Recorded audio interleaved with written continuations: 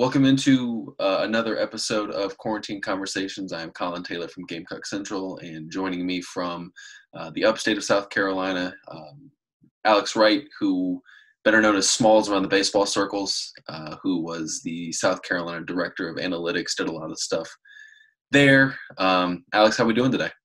Doing great, Collyn. It's good to have something to do on this fine Wednesday evening. Yeah, so I kind of want to talk a little bit to start, just kind of about your background. How did you kind of get involved, number one, with the analytics side of baseball, and how did you kind of latch on with South Carolina? So in high school, I was definitely, in love with the game of baseball, but realized that I was not going to play at the next level. So I knew I wanted to work somewhere in baseball coming into college.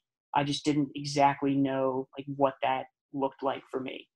So I came to South Carolina as a sport management major, and literally a week into school, they have this listserv that sends out all the different internship opportunities. And I saw one that said a local baseball organization is looking for help with its bats film analysis systems. If you are interested, just send in your resume and apply. So I had no idea who it was, but I ended up sending my stuff in, and a few days later, I got an email back from Tyson Lusk, the director of baseball operations at the University of South Carolina. So I was like, oh, that's pretty cool. I'm probably not going to get it, probably interviewing against 15 kids. But I'll show up and see what happens. So I show up to the field for my interview in a very casual, business casual, just dress shirt, khaki pants, call it a day. And so I walk up, there's a guy leaning into a car talking to somebody. And when he kind of looked up and said, "Hey, who are you looking for?" I said, "I'm looking for Tyson Lusk." And he goes, "Oh, that's me. Oh, you didn't have to wear any of that. Gym shorts would have been fine. Let me just finish this conversation real quick. We'll head outside. We'll watch practice, talk about the job." I was So gym shorts, what's going on here? And so we ended up doing the interview in the seats of Founders Park. And he starts it off by saying, "Loved your resume. Cover letter was amazing. The job's yours if you want it." And I was like, that's the easiest interview I will ever have in my entire life. So that was really cool. So I got started as just a straight up video guy. So I would come in for games and scrimmages only, and I would tag the games with pitch type and velocity and all that jazz to go along with the video for the coaches and players to use. During that time, Ryan Fisher, who was the director of equipment ops, he kind of poached me to be a student manager as well. So in the spring, I started doing that stuff as well, laundry, passing out gear, setting up for practice, helping out with drills, that kind of stuff. And so after that was a good first year start. And then for my sophomore year, when Coach Kingston and Coach Couch and Coach Curran all came in, they bought the TrackMan and the Rapsodo and the Hit Tracks and all this different technology, but they didn't really hire anybody to run it. So that was around the time that I kind of realized in my mind, you're good at math, you love baseball, you can put these two together and make a career out of it. So I'm sure some of the people listening have seen the business school article. We reached out to a couple of the business analytics professors, Stacy Mumbauer and Joel Wooten. Those guys are just the best, and they kind of helped us get it off the ground and running. And once I kind of figured out what I was doing, once I was able to teach myself how to run all the technology and what it all meant, it just kind of took off from there. And kind of take me through that, because I know the previous staff wasn't as in tune, maybe, if that's the right word, with the analytics side of things. And Kingston and that staff really understand it and kind of have the inner workings of it. What all did you monitor for them, and what kind of value do they put on the numbers behind your exit velocity, your launch angle, your 60 times, things like that, your spin rate on your fastball? So they definitely, at the start, my sophomore year, it was a lot of let's focus on the broader basic thing. Now all of a sudden we have an exit velocity for every ball that's put into play. So for a while we had a monitor behind home plate for BP with exit velocities and launch angles for every swing that the guys took. So If you thought you hit a ball hard and you look back and it said it was only 89 off the bat, then, you have a number to go with like what your eyes see. And that's probably the biggest thing is these metrics are mainly to just back up or like reaffirm what you think you're seeing on the field. So at the start, there's a lot of exit velocities and spin rates. But as we kind of started to learn more and more about, what everything meant, you could put together that, spin rate contributes to movement. And we want to generate the most movement that we can, not necessarily just see, he's got a really high spin rate. And so on the pitching side of things, that's where you're able to go into the pitch design side of things. And especially once we got the Edgertronic slow motion camera this year, that was probably my favorite piece of technology ever, because you could pair that super slow motion video with the data that you're getting from the TrackMan and the Rapsodo to make changes in terms of pitches. On the hitting side, we really valued, there's not nearly as much that you can do with hitting as there is pitching. One of the big projects for this year was I took every piece of data that I had from college baseball. So let me just backtrack a little bit. So the way that you get this data set up is TrackMan posts every game that's on their sharing license to basically just call it the cloud. And you have to go in and download every single one from the cloud and then put it into your own database. So in 2019, since I didn't have a ton of help, I was the only one responsible for downloading those games and putting them into the database. And we take a guess at how many rows of data you think are in the database right now. Oh, we're talking. Yeah. Probably millions. I'm honored you think it's up to 1 million. No. So we're at like 480,000 right now. Oof. We probably would have cleared 1 million this year had we played a full year because there's so many more teams getting added to the sharing license for TrackMan. But I had to put every single one of those in myself. So that's like honestly one of my proudest accomplishments is just staying disciplined with that and keeping up with that database. So for one of the bigger projects for this year was, I'm sure you've heard of expected stats at the big league level, like expected batting average, expected slugging, expected WOBA, all that jazz. So that's into the fantasy baseball side of things too at the major league level, where they kind of project things out. You guys weren't doing something like that, but continue. Yeah, correct. So basically what those stats are is it's going to say, okay, I'm going to take all of the batted balls hit at, let's just say 95 miles an hour at a 20-degree launch angle. And we're going to see how many of those balls went for hits and how many of them went for outs.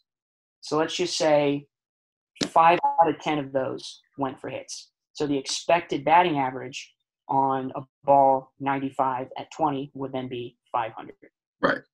You can assign that to each player's like continued at bats, and you can get the expected average, which is what he should be hitting based on all the other data that we have and the exit velos and launch angles there.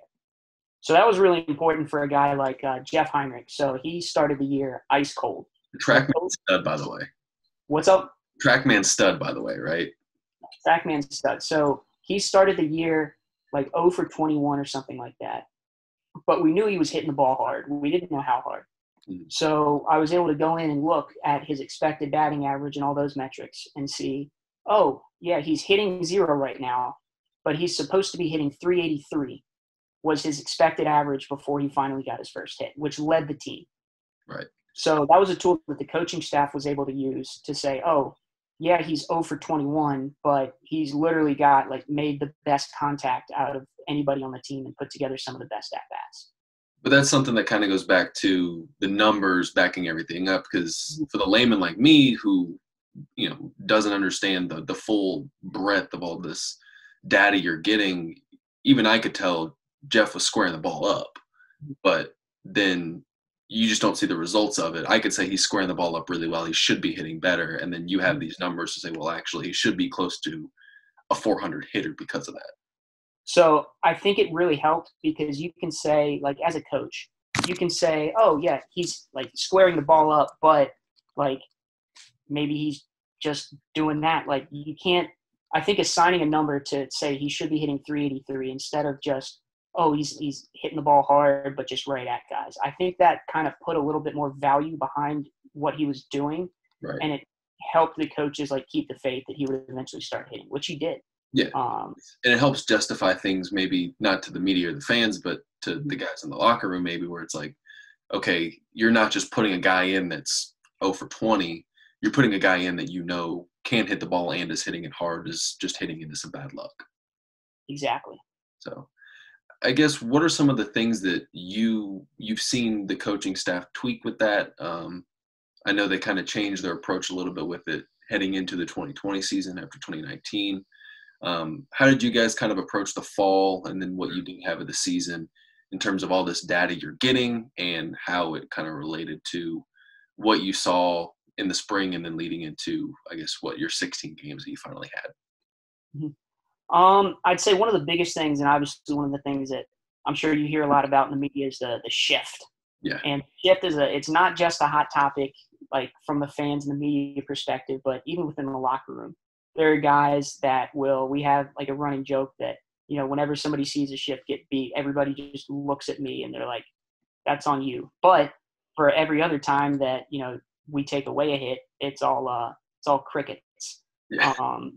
But so when we started shifting in 2019, I made the spray charts again in this software that the business school professors helped teach me how to use. And we were honestly doing it too much. And part of that was definitely my fault. We were trying to shift on some guys that we shouldn't have been shifting against, because you take a look at who you're actually shifting. And if you've got, you know, JJ Bleday, Vanderbilt hitter, big pull lefty, like, you know, he's going to take the same swing every time, and there are going to be trends with where his balls go. But if we've got a limited amount of data on, say, like a Citadel Bulldog, like 8-hole hitter, that's where we were making mistakes in terms of, you know, shifting too much and getting over aggressive with it. So by the middle of the season, we really found a good balance in 2019 of the shift, and we started just seeing those numbers shoot up. So that was an adjustment that we needed to carry over into 2020 and be selective with, you know, where we shifted. And I'm sad we didn't get to SEC play, because that's a majority of the guys that you do need to be shifting against. So who knows what the shift could have done this year. The shift is, I'm sure you have a lot of opinions about the shift. And dude, we can talk for hours about that and that alone.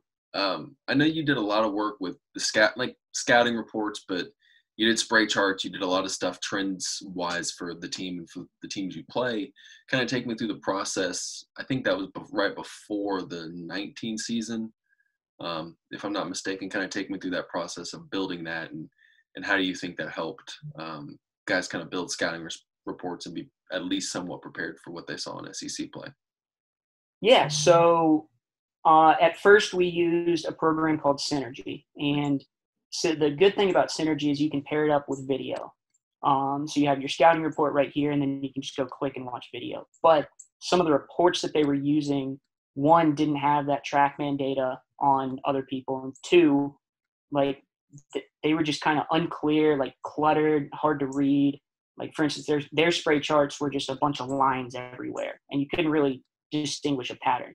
So that's when I went into Tableau, which is a software I keep referencing, which is a data visualization software. So basically, I can really easily make graphs and plots and scouting reports.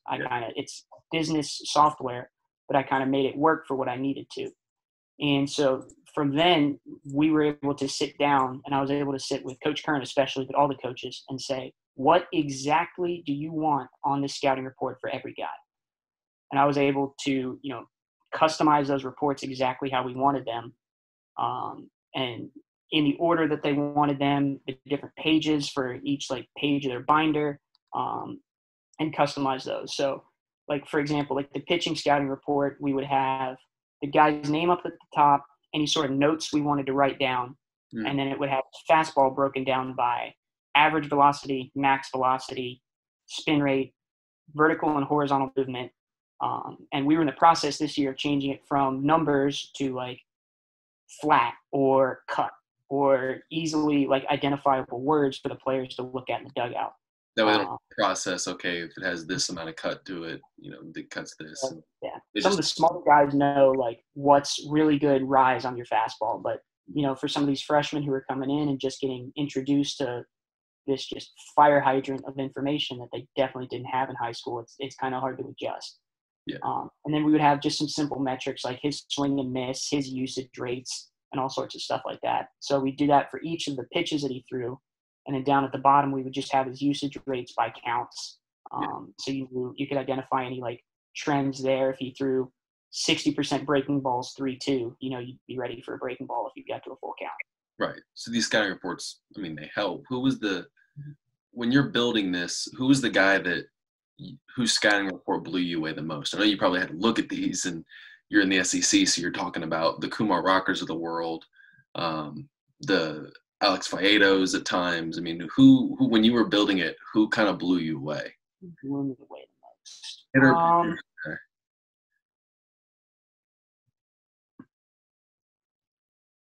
Probably, because I'm trying to think, because we didn't have data. So the first year we got it, you have to pay a price for TrackMan to like get on the sharing license and get everybody else's data. But the other price you pay is you have to give up your own data. Yeah. So the first year we didn't join that license because we were, we needed to figure out what we were doing first. So until I got my shoes wet and figured out what I was doing, we didn't think it was a competitive advantage until 2019. Yeah. So I'm trying to think who last year we had data on the blue. Probably this might be a cop-out answer, but Emerson Hancock of Georgia.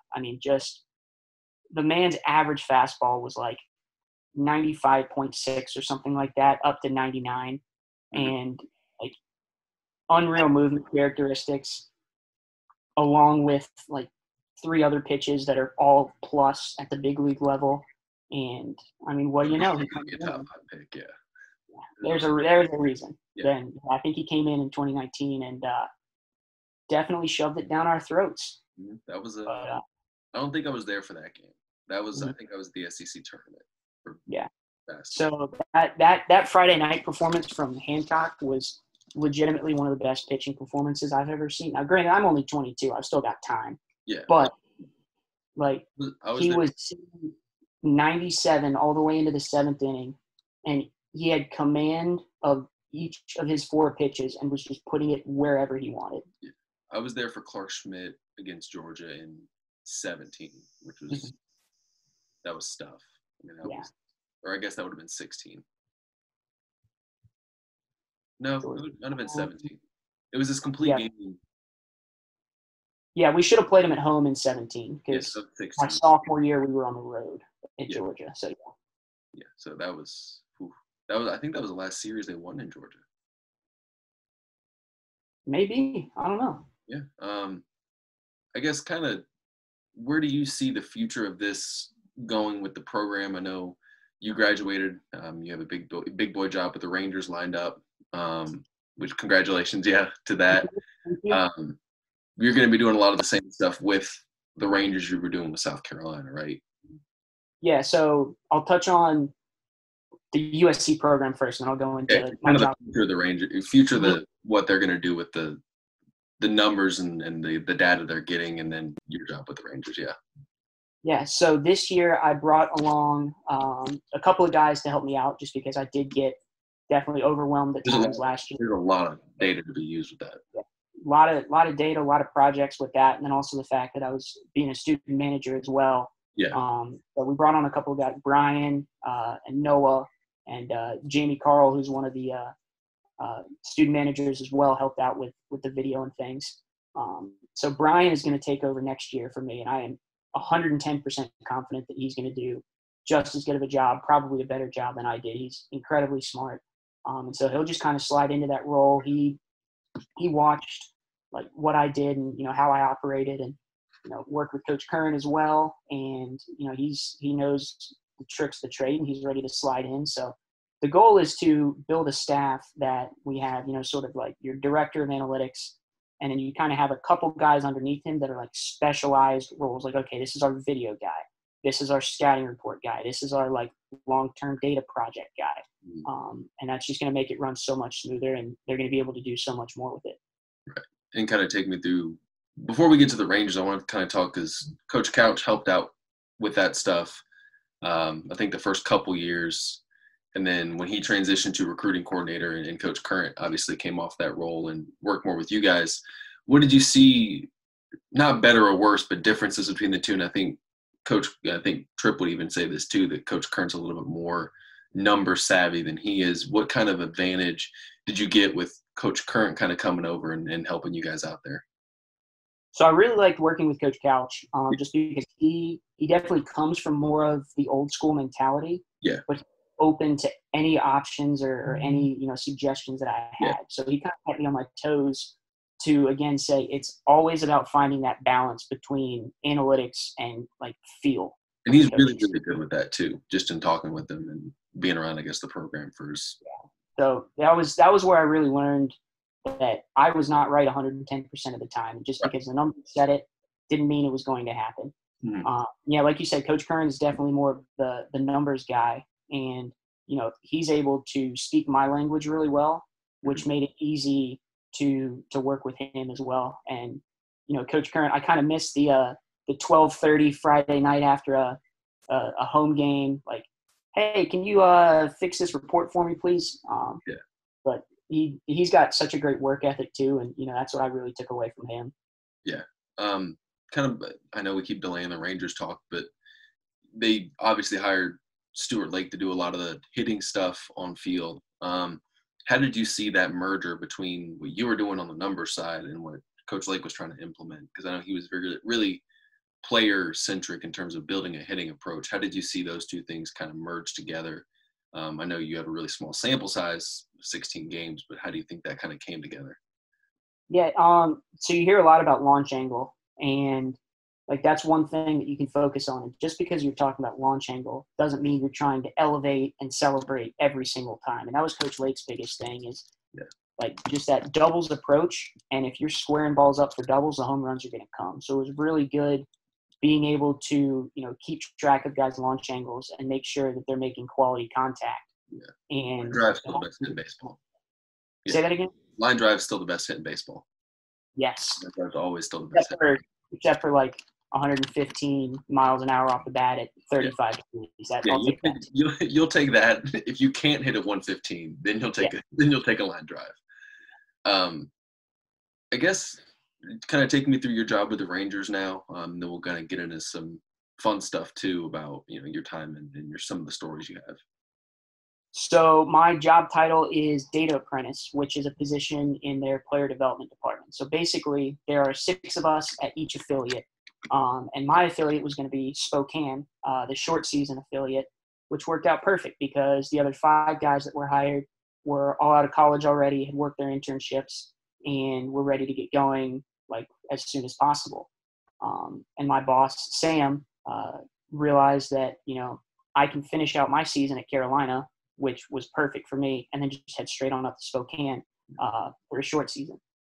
So what my responsibilities are, it's basically the same thing that I'm doing at Carolina, but I don't have to do laundry, which is dumb. Yeah.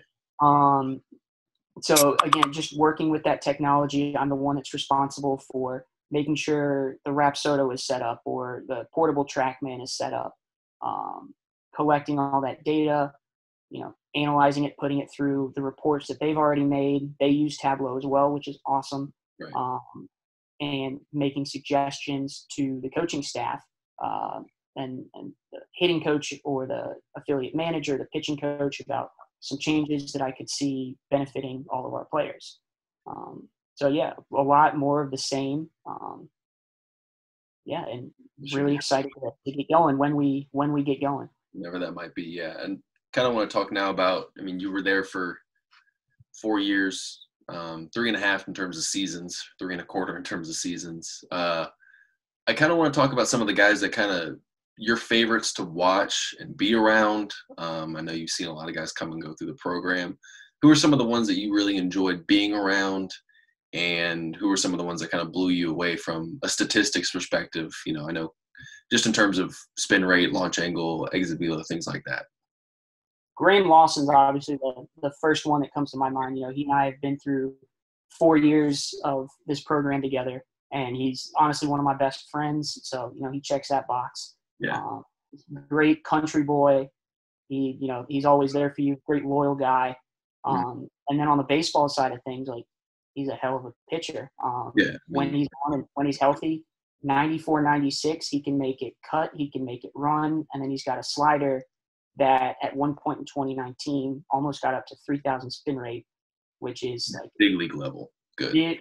Well above the big league level. So big league average for a slider is, I think, 2,400 or so, 2,500 maybe. And so his is sitting at like 26, 2,700 with great movement. Yeah. So yeah, he'd be a lucky senior sign for any of the pro ball organizations out there, or I guess fifth year Corona senior sign, whatever his classification is. Whatever you want to call it now. I mean, yeah. I don't know how are we going to refer to guys now? Are they a freshman or a Corona freshman, Corona sophomore, and then the real? We'll see what they do there. Yeah. Any other guys that kind of jumped off the page? I know Thomas Farr had a pretty good fastball when it came to that stuff. Any other maybe hitters or other pitchers that kind of blew you away on the TrackMan side of things? Yeah, I mean, you can go through any of the three guys in this year's weekend rotation, Carmen, Farr, or Brannon. Like, they all have, elite metrics. Brannon with, he might not throw as hard as Carmen and Farr do, but he's got, like, the best vertical movement on the team, which, makes his fastball play up so much better. And, again, he's got, like, a nasty breaking ball that's up at 2,800 spin rate most of the time. Farr, again, with, 93, 95, and I know he's got more in the tank coming off of an injury. And again, just nasty breaking ball. His changeup takes like 13 miles an hour off of his fastball and like 12 inches of vertical movement or something like that, which is a perfect changeup. So hitting wise, I've got to say Ian Jenkins, just watching the mammo shots that he was able to hit, both in BPN games. He had a 114-mile-an-hour home run against Georgia that never looked like it got more than 8 feet off the ground. Just screamer right into the left center field bullpen. So that was incredible. The Eister 469. I think that was 469. That one against. Yeah, against was that Auburn? Maybe. It might have been Auburn. Yeah. Yeah, but that was also another like 112 at 33 degrees, just absolutely perfectly hitting. You got to do that to hit a ball 469. Yeah, I mean, what were some of the places that you enjoyed traveling to? Taking Founders Park completely out of the equation. You've been to, I mean, almost all, if not all, of these places. What were some of your favorite trips to make in the SEC? And then I'll kind of riff off that and give you some of mine. So that's one of the biggest disappointments from this year is we had great road trips lined up. So we had Athens, Georgia. It's the road trip capital of the SEC. I mean, it was going to be amazing. Yeah, and after this year, I would have been every place except for Auburn. Mm-hmm. And now I don't get to go to Ole Miss, don't get to go to LSU, which are I've heard two of the best spots to go to. I haven't been there either to either place, so I was looking forward to going. Mississippi State last year was really cool. Like, that park is amazing. The atmosphere is incredible. Like, the fans are they're rowdy, but they're also nice at the end of the day. Like, I had a guy during BP, there are guys offering you hot dogs and stuff in the stands. Yeah. Did I ever tell you the Mississippi State story? No. Let's hear it. So we're down there for obviously the last series of the year. And me and Greg Hadley, who writes for the State, were walking around, that the outfield, for those that don't know, they have you can back up a truck and unload it and grill out. There's pavilions. So we're walking around before the game, and some guy stops us and sees our press passes, and we're like, "Hey, you don't look like you cover the team. Are you South Carolina media?" We said, "Yeah." And he goes, "About the third, fourth inning, all the food will be done. Once you see kind of the smoke end at our tailgate come down, and we got food, we got drinks, we got everything you need for us." So Greg and I go down in middle of third. They have, burgers on tap, whatever toppings you want, hot dogs, bratwurst, everything. So we sat out there for 2.5 innings and covered the game from center field. And you can't drink on the job, which that's a huge no-no. But they're sitting there every out. It's like, "Hey, you want a beer?" And I'm like, "No, I can't." It was, it was unbelievable. just the hospitality they have, and I'm sure you saw that in there too. So the other place that comes to mind is Arkansas, and I want to say those two. One, it's definitely not my favorite because of losing Game 3 in a super regional when you woke up planning to go to Omaha. Yeah. Not the best memory, but like that, those two atmospheres are just as rowdy. The difference is the Mississippi State fans are super nice, and the Arkansas fans hate you. They don't. And it was cool in the moment because, like, so I'm shagging BP before game. I don't know if it was game 1 or game 2 of the Super, but I'm in my gym shorts. I am obviously a student manager. I am not here to play baseball. You do not give off the college baseball player vibe. I'm also like 5'6", 140 pounds right now. Yeah. And so there's a ball hit. I'm in center field. I run it down to the left center field gap, which is where the hog pen is. And, that big grass area where all the rowdy fans sit out there and they drink their beer and cheer on the hogs. And I didn't even miss it or anything. It didn't hit off my glove. I just didn't get to it. And one of the fans starts heckling me, a student manager, nice job, center. Maybe run a little faster next time. I can't remember exactly what he said, but just the fact that they're heckling the managers, I don't even want to know what Carlos or played center. Is that Danny Blair or Jacob Olson? Carlos or whoever was in center. I don't even want to know what they had to listen to the whole game. For 9 innings. I like Texas A&M a lot. I don't know if you. It was a lot of fun. Their fans don't shut up, and the best part about that was they had ice cream, all you can eat ice cream in the press box, because it's cool dark. I could have taken advantage of that, charting the game behind home plate because it was hot that series. That was the last series of the regular season, so it was 100 degrees. That was also the one where everything that could go wrong did go wrong in terms of off the field, where Madison dislocated his jaw. LT was on his deathbed. So Madison, he didn't dislocate his jaw. He got lockjaw on the plane. That's right. And so we were scared about it because it was just such a weird thing to happen. Yeah. So we were scared that he was gonna have to go to the hospital or something. Right, because you don't know. But eventually, Brainerd Cooper worked his magic as he always does. And then Noah, obviously knowing Noah, he's got a history of cramps. They pounded him with water and electrolytes and these little electrolyte tabs that you can take. I think he had 4 of them before the game. Still managed to cramp. Yeah, and then he was stomach virus, flu, whatever you want to say it is, and there was almost a fight. I saw that come up on my Twitter the other day. That was so cool. It was almost it was just the weirdest series ever, and you guys won it. Yeah. And that clinched a trip. That clinched a postseason berth. Yeah, really, because that put us from 16-14 with no non-conference validity at all. Yeah. To 17-13 going into Hoover. Yeah. So. And I think you guys won 1 or 2 games in Hoover, and. So we beat Missouri the first night. This was also another field trip because we were supposed to play at 9, and then weather delay, games take forever. We didn't start that game until 11 or 11:30. So I remember just sitting there when the fog is rolling in at 2 a.m. and we're finishing up this game, and then we turn around and the same thing happens the next day against Arkansas. Yeah, against Arkansas. We lost that game, and then LSU the next day, the Todd Peterson incident. That popped up on my Twitter feed the other day too. Shook will never live that down, and we will never let him. Give it up a bomb. He didn't bomb. It was a double off the wall. Right? It was a laser beam double off the wall. Yeah. Had he hit it just a little bit higher, it would have cleared. Yeah. What were some of the? Give me now as we kind of wrap up. I want your favorite, your best story that you can share from your time, whether that's travel, whether that's a fun memory from a game. I want your best story overall. Best story.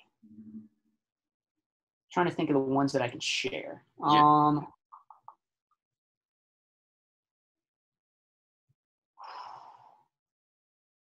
I guess while I continue to think of it, just the memories that come to mind are the road trips in the manager car with Fish and the other managers.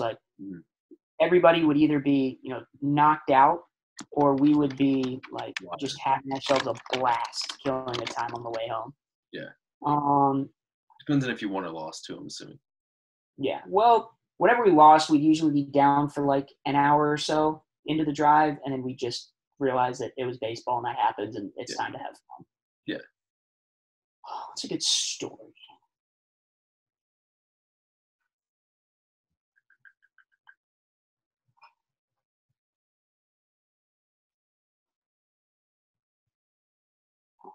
I might have to get back to you on this. I know I can't come back to the quarantine calls, but I can't pick one out in particular. Like, it's fine. I guess I'm trying to think of something like funny that happened at practice. Oh, I guess okay. Funny story. Maybe not my best, but so we have the managers and the coaches wear black usually for practice, and the players wear garnet.